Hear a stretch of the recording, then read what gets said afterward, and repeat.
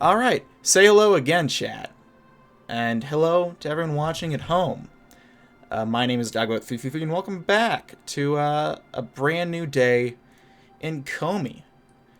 Now, for those of you who don't know, this is Series 3, Part 1 of this little Komi showcase I've been doing. Now, before, we've been playing, we did the center with the social liberals in Kosogen. Then we did the libertarian socialists with Bukarina. And now we're going ahead and doing the far-right path to showcase that, give it a shot. Now, if I can pull up the poll real quick. A lot of you voted for the funny clock man. But I think I made it kind of clear that everyone's doing funny clock man. I shouldn't have put this option in the poll. I realize that now. That's my bad. But a lot of people want to see Funny Clockman, and everyone's done Funny Clockman. And I will do Funny Clockman one of these days, but it's a little bit overdone, you know? So I wanted to, give someone else the spotlight. So we're going with our number 2, Serov and the National Socialist. National Bolshevik, whatever the fuck it is supposed to be. I guess we'll find out when we start playing. So where we're at is, we're roughly at the same place we started the last series. New save, different game. Speer was named successor this time around. So we'll just sit back and kind of see what happens. So, of course, we got to do the affairs of National Assembly. Pause a second for people at home. 100% Nas, 0% Bowl. Exactly, doubloon. Well, maybe exactly. I know there's, from my understanding of Serov and the Nazbols, you have two options you can go down. You can either go down the Bolshevik part of National Bolshevikism, or you can go down the really national part of National Bolshevikism. And I think the choice, you can either be authoritarian socialist or just National Socialist. I think that's how it works, at least. If anyone knows at home, or right now in chat, feel free to correct me, because I don't know. The affairs of the National Assembly. There we go. We'll go ahead and pass the budget. The 1962 budget of the Republic is a critical document providing a comprehensive list of appropriations for each and every program administered by the government of Komi. However, even with the coalition's dominance, its passage is not entirely guaranteed. Historically, compromise has been necessary to pass budgets, as every party within the coalition has different funds of what needs to be passed. We'll see what happens, ladies and gentlemen.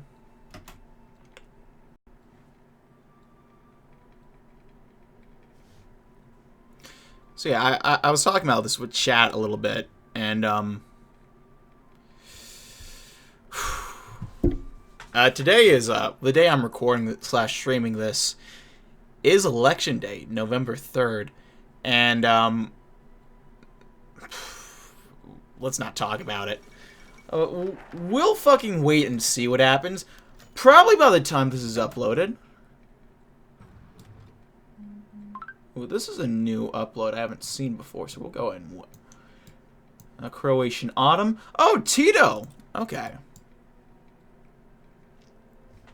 Okay, the Komi Republic, unlike many of the warlord states that have spread across the old Soviet Union, is blessed with a formal governmental and economic system. However, this does not entail stability or any sort of expedience in the National Assembly's budgetary machinations.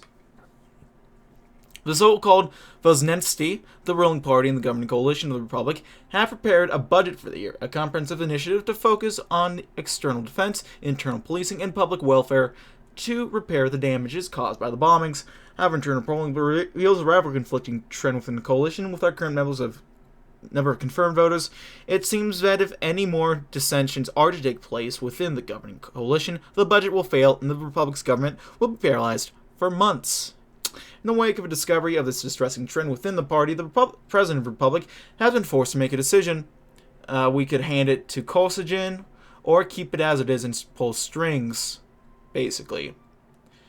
Will, no alterations are necessary. I don't know why you guys would imply that there are.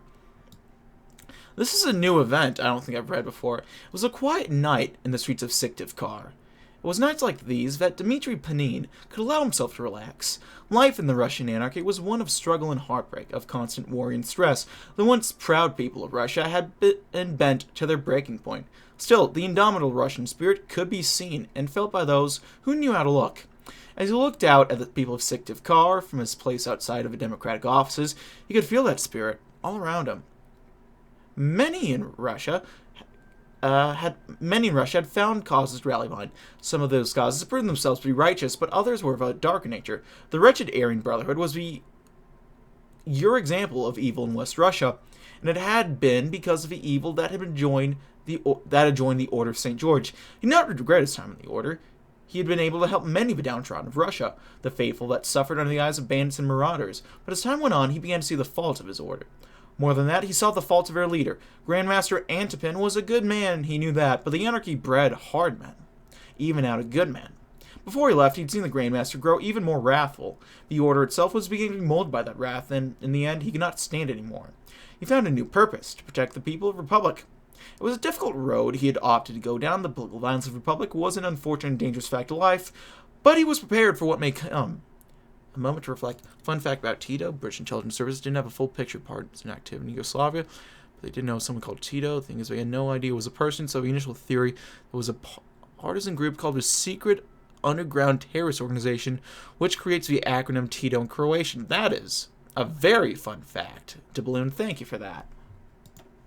I didn't know that. I really didn't. The infrastructure repair bill.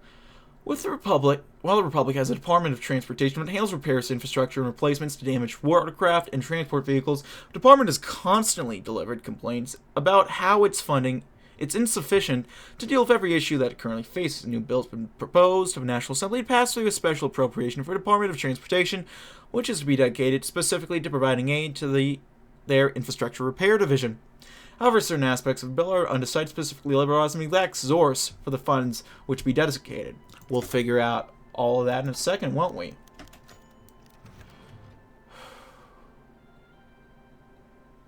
Okay. Okay, so we lack the necessary votes. We could either roll back on some of the proposals to get Kostin's party back on board, or try to get Zhdanov's faction on board.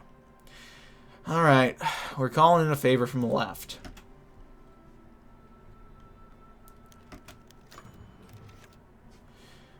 He's upheld his end of the deal. The budget resolution passed. We've saved Republic yet again. Now we have the unenviable job of holding the upside of the bargain. Let's hope the right-wingers don't find out. Suppress the left. Can scavenge from our loot. Very nice. Up! Guys, the right found out. Who would have thought? The Pacification has criticized the government in the National Assembly, accusing it of capitulating to the communists. Representatives have staunchly denied this is untrue, but not many of the people believe it, because Shafarvik can point to multiple sources within the government. Not to mention the recent addition of several Communist Party members to the Budgetary Committee. More worryingly, multiple members of the Assembly from our coalition parties have stated they will vote with the Pacification against the budget should it fail to reassure them that's not the result of backdeal deals with communists. God damn it. Why is he here? I mean, we're not going with Boris Shafarvik. Okay. This is all we can do. We'll make it look like they were defending Social Security. And they'll back off on that when in truth, you know, whatever.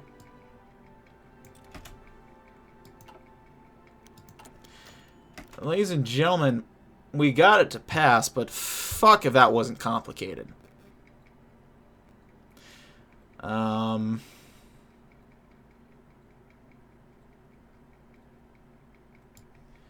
Very inelegant.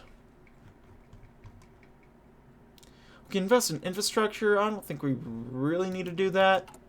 I'm not too worried about it at least. So it's 10 p.m.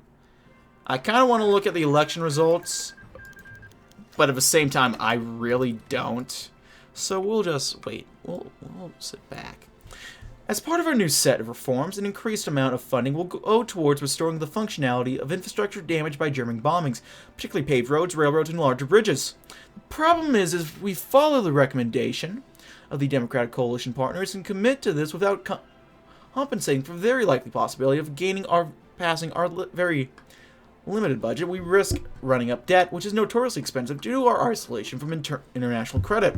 Igor Ligovich of our party believes he has found a solution after receiving assurances from the Communist Party that they will support any increase in income taxes necessary to fund the repair bill.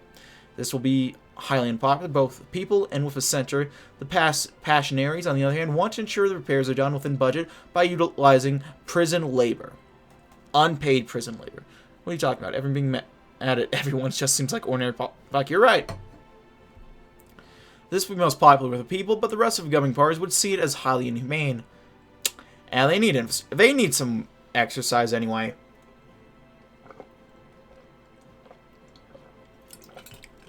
Get some recruitable population, research speed, free repair. Very nice. So what? We got the Municipal Pacification Act. We'll do that.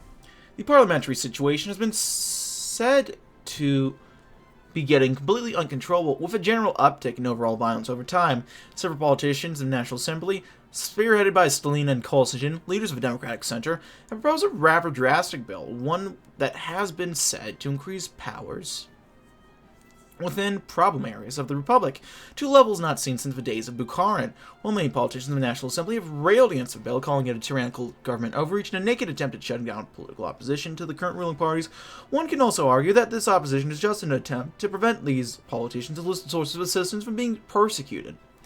Whether they like it or not, the bill will come up to vote, and will all come down to the democratic process.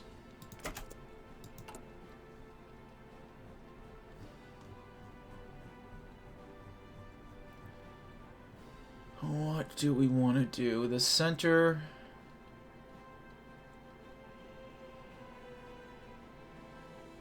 is hanging in.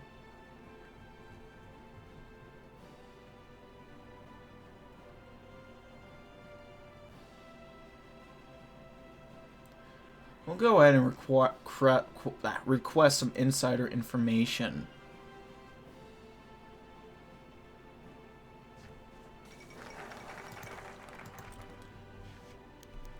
Alright, Svetlana Stalina has introduced a municipal pacification bill calling for vastly increased police funding and rights to use force to break up paramilitary movements, particularly ones involved in street violence, to blame broadside against communists and the passionaries, but will go a long way to restoring order to the streets.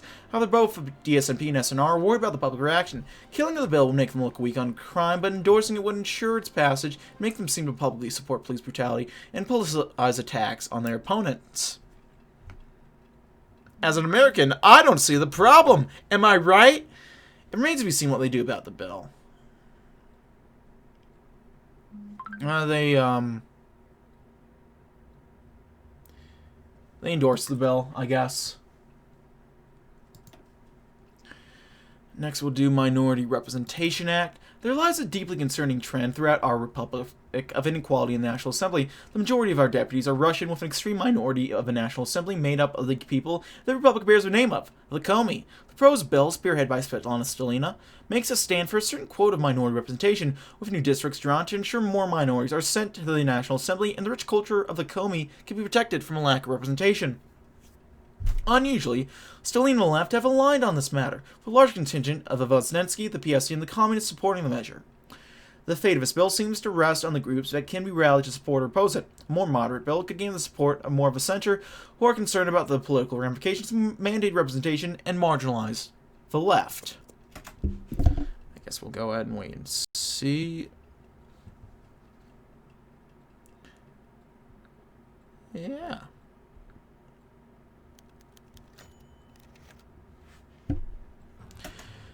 Alright, another communist power player.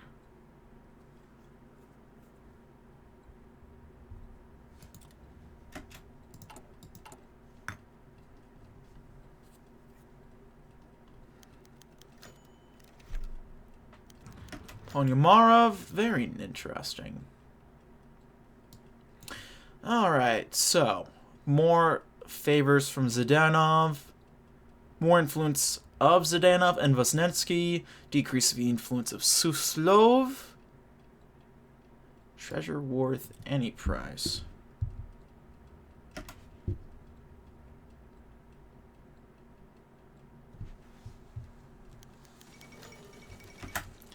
Collapse of a triumvirate. Is that a new picture? Might be a new picture. Let's pierce it. We can't trust those communists.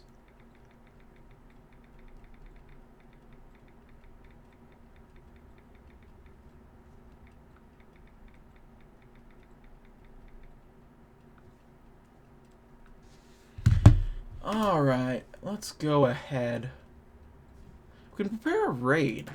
That actually might not be a bad idea. What, St. George?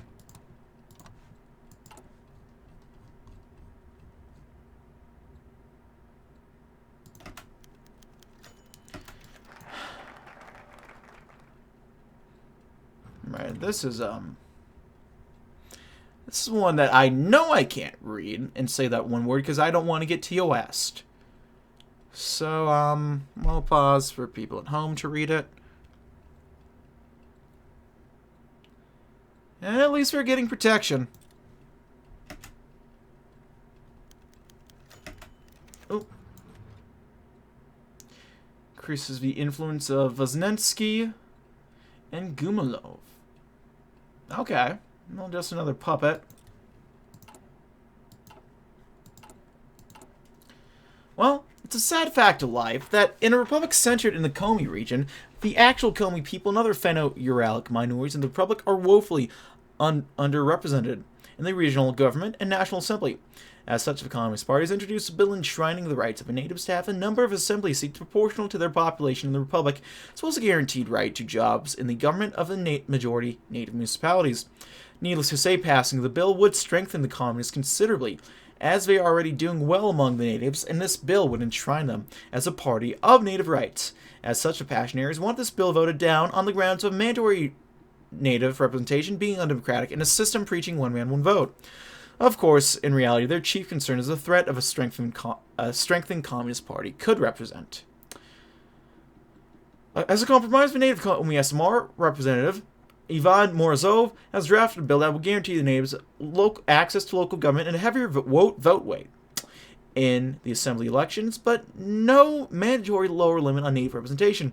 Senators rally around this proposal, though many in the SMR and DSNP are clearly more sympathetic to the communist and a minority representation bill. What does the assembly conclude? Sounds like a load of liberal bullshit to me, guys. This is patently discriminatory against the Russians. And President V also likes this. Because you gotta remember, for a Sochdem, he's pretty fucking racist. Select a national focus.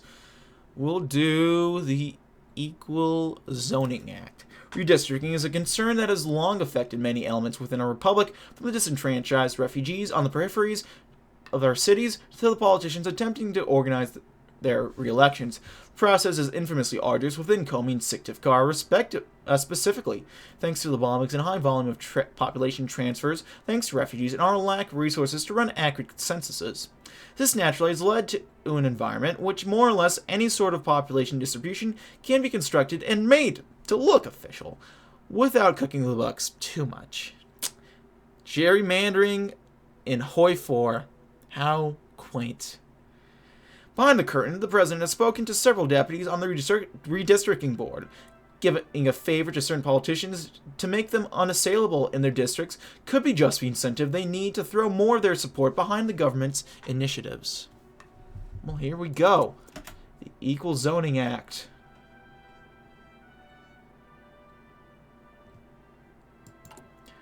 We'll see what ends up going. We'll go ahead. We can't suppress the left quite yet.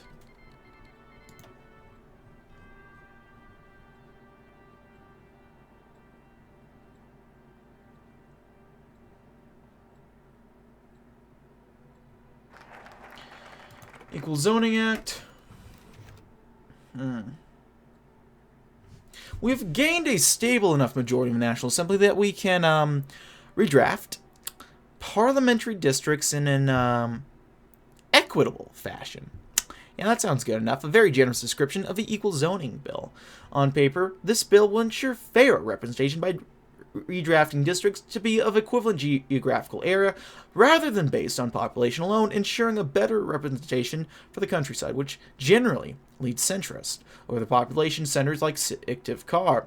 Now, of course, it's very possible that some districts may be more equal than others, and should we desire to instead benefit one of the opposite factions for the purpose of our plans, it can easily be done by adding provision allowing for smaller districts either in city centers benefiting the communists or the suburban regions and smaller towns benefiting the passionaries.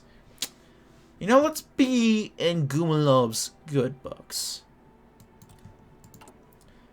Increase that. He has some marginal influence going on. But overall,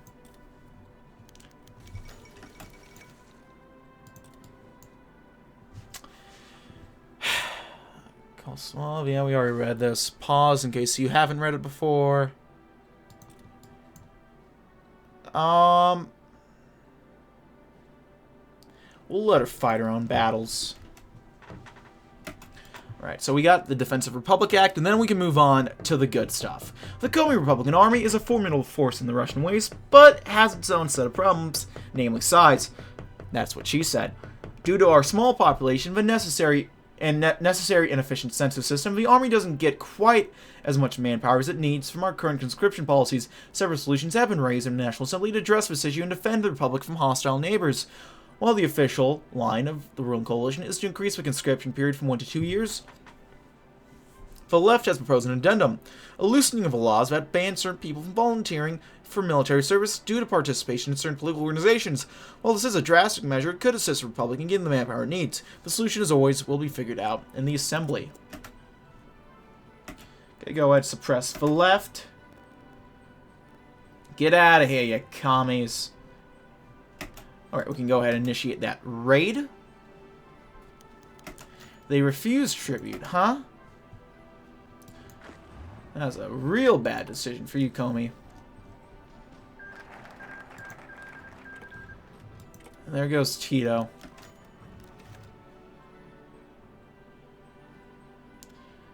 Okay, there's not much.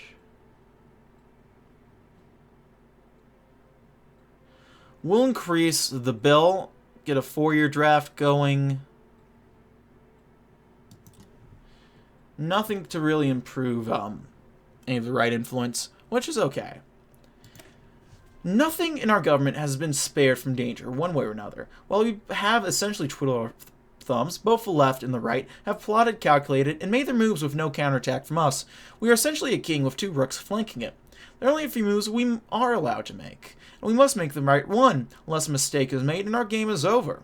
The plan must to keep the flame of democracy alive, and Komi must be observed and changed with haste. The fate of Republic depends on it, after all.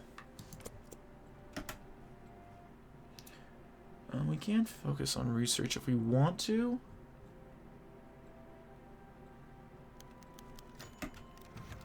Alright, so this is something I actually will reread, because it pertains to what we're doing.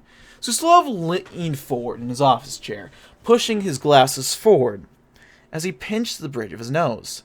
The leaflet of papers on the table formally scrambled, the text upon them hastily scrawled as if written by a man desperate or mad. The Manifesto of Order Socialism. So read the first page, in bright lettering, neat and organized, a contrast to the rest of the work, a fact that Suslov found somewhat amusing, though he could not quite explain why. When Serov had presented his theories to him, then Comrade Zdanov, Suslov was optimistic. Though Serov was inarguably a brute, he was a loyal one and wasn't ignorant of Marxism. Though Suslov didn't quite expect the second coming of Lenin, he hoped the ex-NKVD chief would at least demonstrate some knowledge of socialism. Instead, he found horror. Suslov sighed and shuffled through the papers once again, the churning in his gut only intensifying. Nothing about the manifesto was inherently wrong or reactionary, but Serov's wording, particularly in what regard to what he referred to as hereditary reactionaries, suggested something far more sinister than simple theory laid under the surface of this manifesto. Suslov pushed himself away from his desk, stood quickly, hands quivering, and called for a messenger. Bring me Comrade Serov immediately. God, I'm gonna need a voice for Serov, I realize. So what voice should I do for Serov? I already have my Bukarina voice. It's a little more feminine, slightly higher pitched. I kind of forget what I did for Cosogen. I kind of did something like this, maybe? I forget.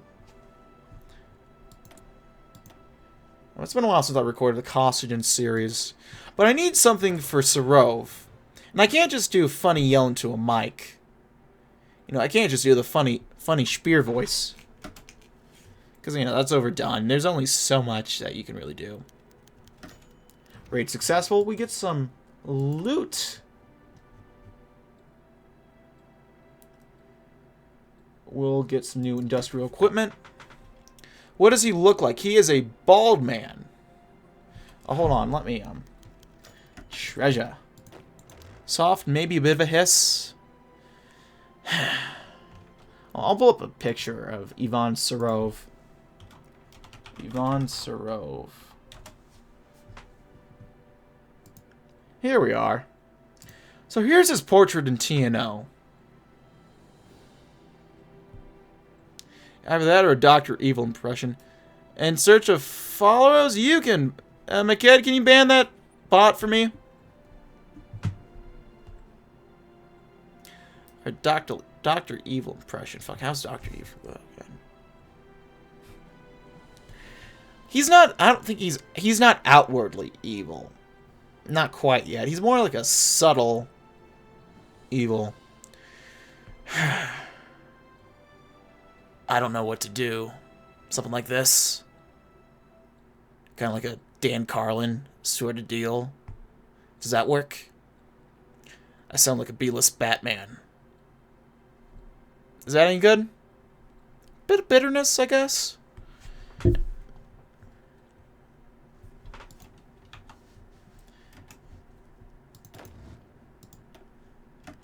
We'll get our field marshal back in. All right. Yeah, I'll try and I'll be fine ultimately. Ivan Serov nervously rubbed the back of his neck, hands nearly coated with a thin sheen of sweat as he stared up towards the towering silhouette of Mikhail Suslov. On the Shadow Massacre's desk lay a manifesto, Serov's manifesto. He swallowed hard, trying in vain to stand fearless against what had to be coming. Comrade Serov. His voice cut through his silence like a knife, even though he spoke barely above the whisper. This theory of yours. Serov saw an opportunity. Perhaps if he spoke fast enough, he could explain the revelations he'd come to. You. Uslov spoke sharply, losing all pretense of neutrality. Again, Serov felt a dagger in his stomach. These musings of yours, Comrade Serov, they suggest you are dreadfully misinformed about several things. You've been called here not for punishment. Not yet. But so that we may correct this error. If it was anyone else before him, Serov would sharply challenge the notion that he wasn't being censored. But as he gazed into the cold, steel eyes of Suslov's, words seemed to fail. For what seemed like hours, Suslov tore apart Serov's beloved manifesto, and in the end calmly banned him from spreading it under threat of party expulsion. Another weaker man would take this lying down, but Serov was not a weak man. He didn't sleep that night or the next, like a weak man would. Instead, he wrote feverishly, almost maniacally. Freaked out. I still see his comment. It's okay. Instead, he wrote feverishly, almost maniacally. In the end, it would all be worth it. Suslov would see soon just how wrong he was. I'll show them all. I'll just go ahead and delete this message. There we go.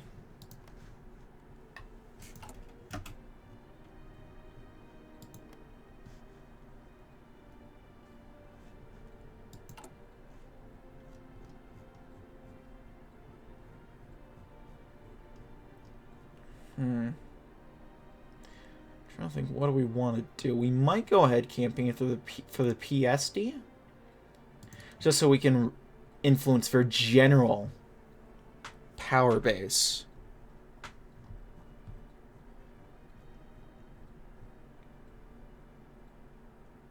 We can go ahead and support more public houses.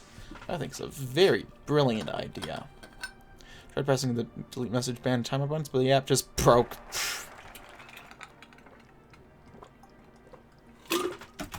Yeah, fucking Twitch, man.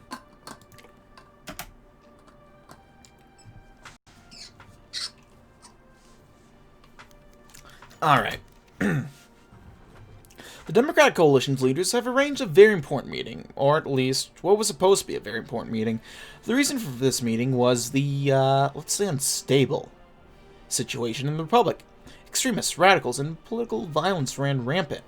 The death toll, well, while the death toll was relatively low from all the infighting, the Democratic Coalitions fear that things may escalate, leading to coups and the possible collapse of the Republic. Unfortunately, it appears nobody can decide upon a plan of attack in regards to these fears. A number of representatives believe that the coalition should focus on the left and their dangerously revolutionary rhetoric. Others disagree, citing the increasing violence from the right as the largest concern. A third camp within the coalition believes that all of this is unnecessary, that we should simply focus on campaigning and winning the next election. The debate eventually completely derailed into ad hominems and shouting matches. It was made clear to the leaders of the coalition that no progress was being made. America much? Ha ha ha. Kill me. By the end of the meeting, everyone was equally unhappy, as it was decided by the coalition would simply agree to disagree. The meeting was adjourned, the ad hominems ceased, and the politicians reluctantly returned to their homes. Yeah, the left, at least for now, is the most credible, the most immediate threat. Our eyes are to the left. While Gumilov is a small pest in the Byzantine game of Komi politics, a far greater threat must be dealt with. The radical leftists, led by the puppet master Suslov and his cronies. With the streets becoming ever more occupied by his paramilitaries, his poll numbers showing a gradual increase, the emergency to deal with is on the side of the political spectrum. To counter this, we must become the Suslov of democracy. No minion of the Communist Party shall be spared from the watchful eye of our government, and soon the plotting leaders on the far left shall have to contend with our plans to take them down.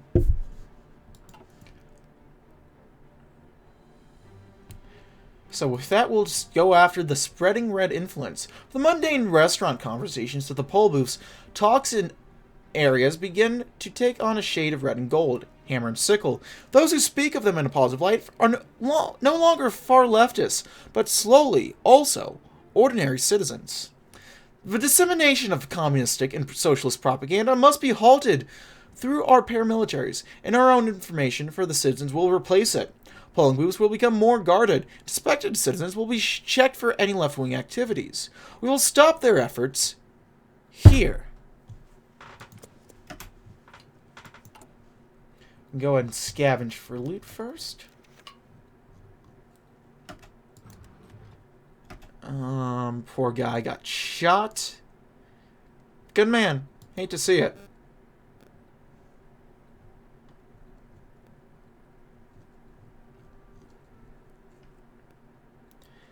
Yeah, keep scavenging for loot. You got it.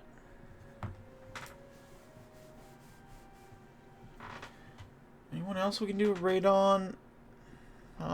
St. George has loot, but we already have done a successful raid.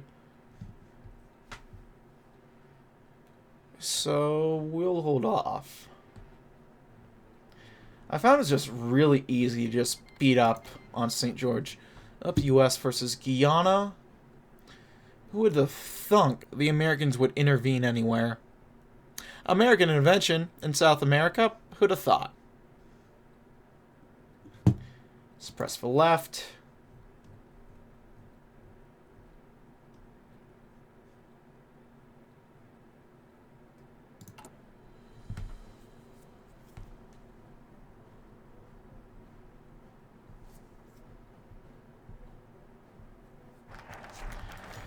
There we go.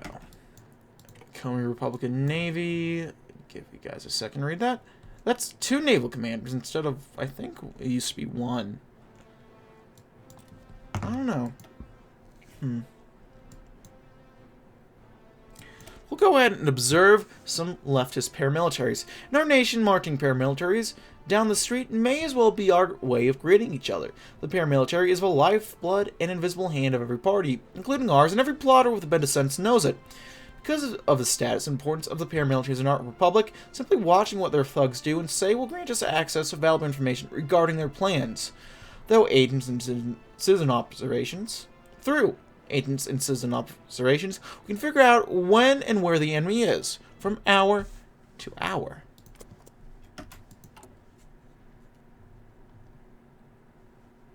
It makes sense to me. So, real quick question: how's your No Shave November going, guys? I'm kind of doing it. I don't know if you guys can tell on the webcam.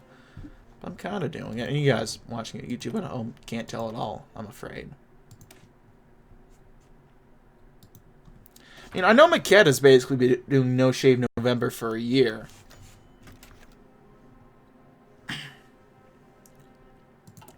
The old man looked into nothing as he sat on the porch of his home, staring meaninglessly into space as he thought. It was a single thought, but it was a thought that constantly plagued him. As he grew older, and the anger within him burned ever dimmer. Once, a long time ago, he was Fritz Schmenkel, a young German boy, who was born in Stettin, his father a communist, and murdered by stormtroopers in 1932. That, the old man thought, was when the hatred began. The hatred only got brighter when he was conscripted in 1938 and forced to work for the very men who murdered his father. A humiliation if there ever was one. They took him from his wife and children. Then the way with the Soviets began, and he saw an opportunity to defeat the fascists who took so much from him in his home. He volunteered and quickly deserted, joining a communist partisan group. To avoid being known, he was rechristened that day as Ivan Ivanovich. Ivan Ivanovich was angry, deeply angry. He was one of the best partisans out there. He must have helped destroy at least a full division's worth of men. That made the old man smile, but no matter how much he helped, no matter how much he killed, the fascists just kept pressing further and further and further, until Moscow itself was in their hands, and the passion for destroying fascism decayed with the partisans. But not to Ivan. He spent at least a decade making the fascist pigs pay for destroying his home and raping his adoptive one, blowing up trains, assassinating important generals and leaders. But no matter what he did, they just kept coming. Now the hatred was missed by something deeper. Loneliness. He wondered what happened to his family. Was his wife killed? His children? Or were they brainwashed just like the rest on his block? And the wondering wandered until fantasies played out in his mind. And he continued to think his thought, though the thought that plagued day in and day out. And that thought was, I want to go home. I miss you.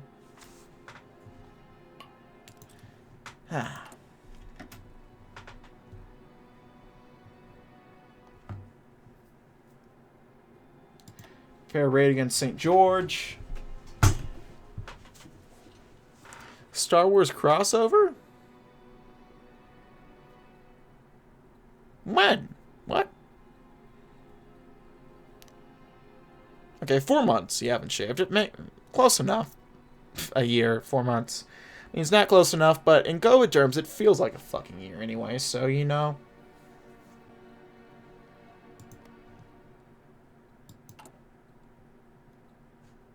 Alright, we'll go ahead and commence this raid. St. George Lucas. They refused tribute. Very well. The letter had arrived in the early hours of the morning, time which Suslov would have much preferred to spend asleep with his wife. Thus, when the courier had nervously knocked on his door and quickly handed him the paper, Suslov had steeled himself to read the contents, and yet nothing could have prepared himself for the horrors within. Serov had gone quite mad. That was the only explanation Suslov could believe. No traces of blank white paper remained on a letter he held, only the erratic ravings of a man scorned. The Manifesto of Order Socialism flirted with revisionism. This new monstrosity was practically wed to reaction. He read with horror at first, as Serov detailed the valuable lessons to be learned from the, thus far, superior ideology of the German, and how the Communist Party would do well to adapt the tactics of victory, which, as far as Serov seemed concerned, referred mostly to the extermination of hereditary reactionaries, state-sponsored corporations, and the promotion of German racial theory. Suslov nearly slammed the paper onto his desk, hands quivering, not with horror, but with rage, as visions of German tanks and camps flashed through his mind.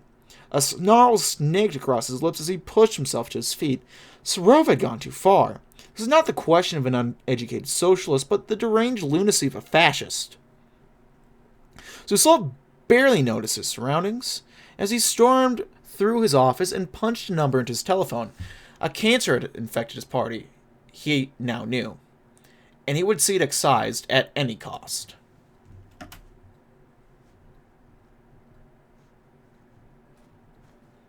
Yep, the Order of St. George Lucas. You're right. Got some more treasure. We'll do research facilities. They're leftist paramilitaries. The Army of the Republic has always been, in theory, at least an apolitical organism. Soldiers swear an oath to uphold the Constitution and defend the Republic from outside threats. In practice, there is a revolving door between political paramilitaries and army garrisons. Many politicized youths join the army to learn the art of violence, only to seek further employment in the militias after the tours of service.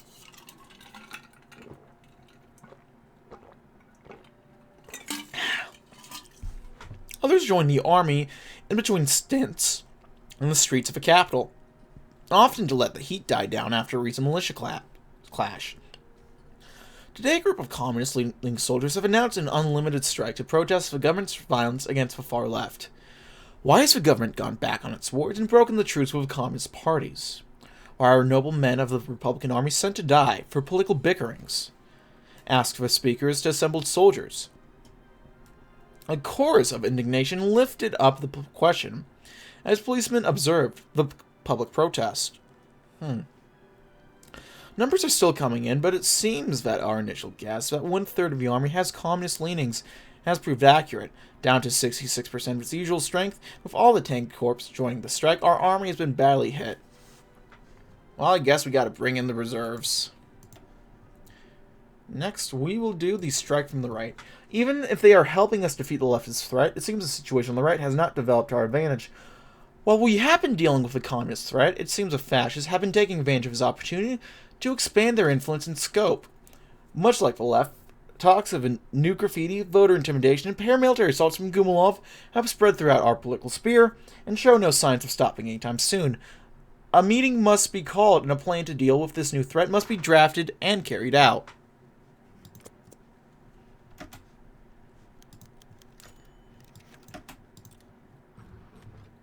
The barracks did not remain empty for long. Drill sergeants oversee push-up and rifle drills as government bureaucrats monitor the inclusion of former right-wing paramilitaries into the army.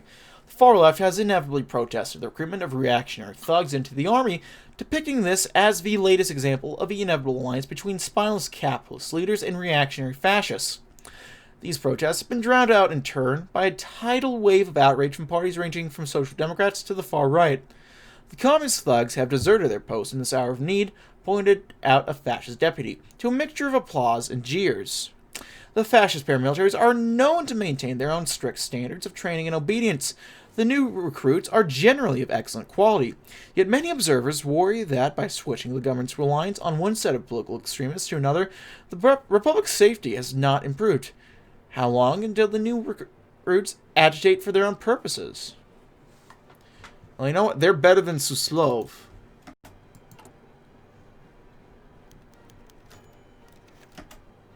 Ooh, okay.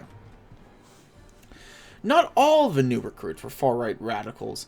A good quantity of conservative-affiliated militias have joined the army. That's been good news for Shafarevich, member of the Conservative Party on the left of the Passionari, an occasional ally of the government.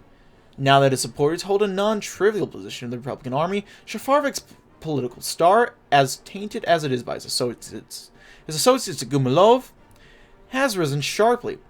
His temporary partners in the Democratic coalition have not reacted much to this new reality, as the military is supposedly a politically neutral organization. However, in Komi, a ministerial reshuffle is never far away, and a new conservative ministry might go a long way towards reaching out to the government's new partner. Communist politicians, on the other hand, have not been happy to see the right has gained new support. Rumors on the left is that the so-called traditional democratic militias are secretly filled with fascists and Gumilovites. If true, the conservative soldiers will not be any significant obstacle to a far-right takeover of the army. I'm sure it won't go anywhere. Uh-oh! Although this headline is not new, one of the details of a particular story have interested both the public and the politicians alike. I don't know what they're talking about. Why are they saying we have a bunch of, ties to Zhdanov? Why, when did he have a request from us? What?